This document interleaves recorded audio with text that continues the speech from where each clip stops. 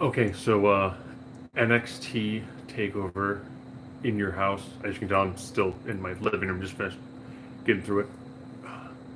Dog the six woman match. So Shotzi, Mia Yim, Tegan taking on Gonzalez, Dakota Kai, and relatively newly new heel. It's termless to you. It's I guess I'm like heel Candice LeRae. Good opener. Liked it. It was good seeing Tegan get a victory. Nice match. This event really did show the absolute just depth of their women's division, as they portrayed nine incredibly fantastic women, all very diverse in their styles and skill sets. So that was a really good, solid opener with Tegan's team getting the victory. Liked it. Worked well. Good opener. Everyone looked good in that match. Baller Damian Priest. Again, this really needed more of a build up to it, but with the way things are in COVID, it's difficult to get a really good build for a lot of these things. The bump off of the apron onto the steel steps that Priest took, where he then bounced off and hit the ground, looked brutal. But Finn Balor got the win. Again, decent match, nice back and forth. I My wife hadn't seen Damian Priest before, so I had to kind of like describe him as he's effectively Latin Baron Corbin. I mean, similar size, similar build, striker style. So Balor got the victory with the coup de grace. Okay, match worked well.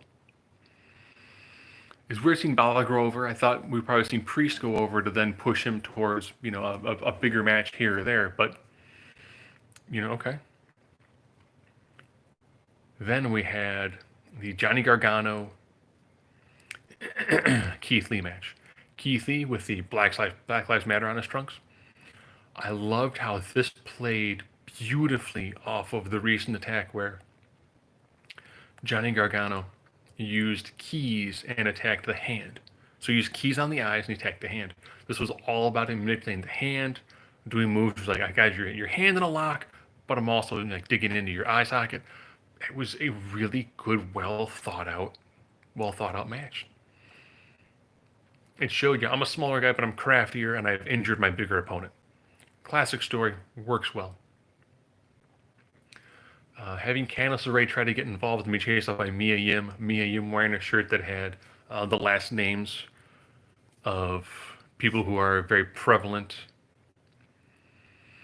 I don't know what the proper terminology would be, but they're some of the some of the names of people who are, I guess I say, were victims that are now being used as part of the Black Lives Matter. And I was like, you know what? That was a perfect way of doing it because I'm looking at her shirt going, I can't I can't read those words. I'm like, oh, okay, I know what that is. No, okay, I know what that is. So it's understated enough to make you focus on it, but then also once you looked at it, you went, okay, I know what's going on. I know what you're doing. Perfect. Otherwise, you might have I don't got a shirt. Then you might look into it, and then you would find out, and it's a nice way to educate someone without being, bludgeoning somebody with it. And Keith Lee got the victory, and I was like, okay, this is really good. But so far, it's been technically all faces winning. Backlot brawl. Again, this match needed a lot more build up to it, and this again tried to be kind of cinematic. It's weird that the backlot of Full Sail looks tremendously like New Orleans, so that was odd. Seeing Dexter Loomis come down to chase off the Undisputed Era, I liked that because I thought that spot it looked really good with the lighting from the car lights from coming out of the ring, attacking Strong and Fish. I mean, just it was a really cool visual. The did someone call an Uber bit? Seeing Adam Cole take a bump off a ladder onto the hood of a car, and then with the finish being the Panama Sunrise into the ocean of chairs. I can appreciate what they did putting their buys on line for this match, but this really felt like it needed more build to it. which is going to be a problem with a lot of this. Is a lot of it's just they didn't have the ability to really build properly towards this event. Carrying across Tommaso Ciampa, I liked how instead of doing those long epic Ciampa matches, this one is really short from a Ciampa perspective. Cross just brutalizes Ciampa. Ciampa gets a good flurry in, then just gets brutalized by Ciampa. There is a spot in this match where it's Karrion Kross taking the Widow's Bell DDT that just looks brilliant. It's a middle rope draping DDT, but the way he takes it just looks fantastic. I'm like, that's a good image. It's a great looking GIF. I'd almost say it's probably a little bit better, depending on the camera angle, than the Keith Lee checking Johnny Gargano into the plexiglass, through it, and onto the outside. But Karrion Kross gets his straight jacket, gets the pass out. I'm like, okay, you know what? That works. Main event, triple threat women's match. Oh, this was borderline fantastic. There's only one. If I had one nitpick, it's one towards like one of the end sequences where it looks like Io Shirai's going to do something, and then you tell the ref's like, no, wait. You tell the ref says something to her, because then they cut back and do some weird camera adjustments. Then they show her going into it. So I don't know if they're telling like to wait because someone wasn't in position or what. Seeing her, Io Shirai, go through part of the set, coming off the top of the house was just fantastic. Ending sequence with like a second rope riptide, pinfall being broken up, Rhea Ripley going into the figure eight, and you can tell from the camera angle, and you look at the crowd's looking up at an angle. So I'm like, okay, here comes Io Shirai. Like, who is she going to land on?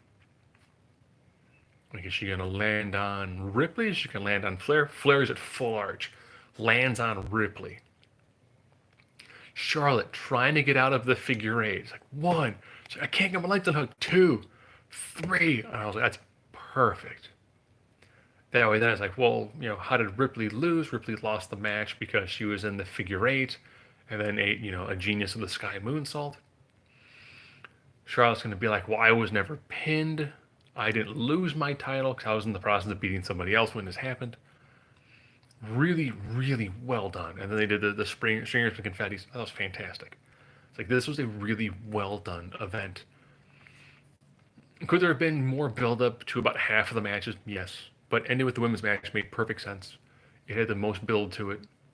It was easily like the best match. But then again, you've got three fantastic workers. Ripley and Charlotte look like they're trying to kill each other, with Io Shirai getting just the right amount of offense and just playing spoiler for it. Really, really well done. NXT's been doing a very good job recently. I absolutely adore the Drake Maverick storyline, even though it's a shoot that then became a work.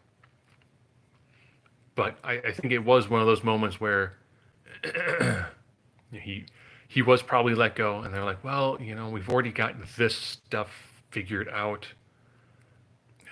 Technically, when you're let go, you still have 90 days. So the 90-day no-compete clause, you're technically still being paid unless you reach your downside. If you reach your downside, then you're sitting home and doing nothing. So, I mean, it could have been people who were, at their downside already, and they were like, hey, we're not going to use you. We don't know where we're doing live events for a while. It's probably better off if it's just, let you go. And then if things start to pick up, you could find a job somewhere else instead of just staying at home making no money.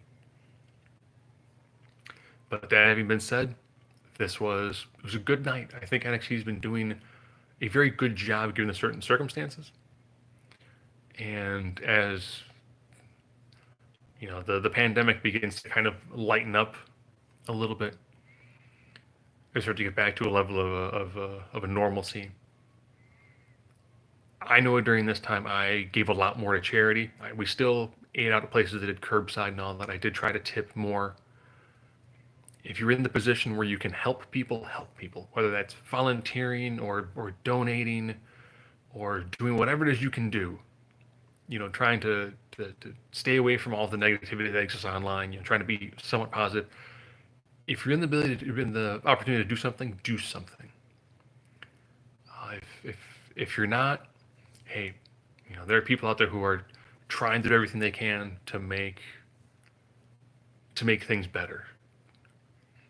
Whether that's whether that's looking at people who like your postal carrier who's still delivering mail, or any other logistic services, whether it's FedEx or UPS, who is still going out there and still doing their job, still delivering things, whether it's all the people who are working at restaurants, who are struggling. It's if you're in the position to do more, do more. If you're not in the position to do certain things, do whatever it is you can to try to make this world a little bit better place. And then when all this is done and we get back to a level of normalcy, take what you've learned during this time from a positive perspective and apply that going forward.